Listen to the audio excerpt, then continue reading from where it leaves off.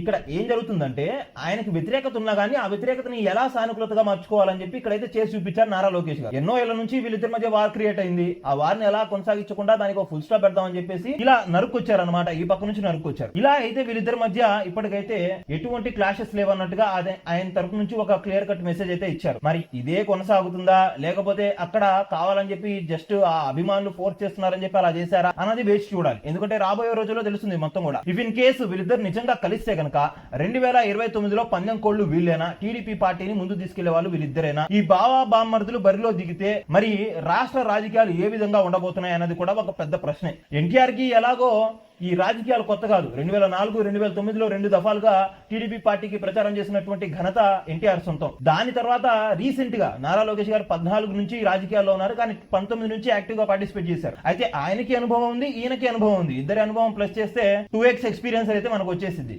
అయితే ఇది గెలుపు సూత్రంగా భావిస్తున్నారా లేకపోతే ఏంటి అన్నది ఇంకా క్లారిటీ రాలేదు.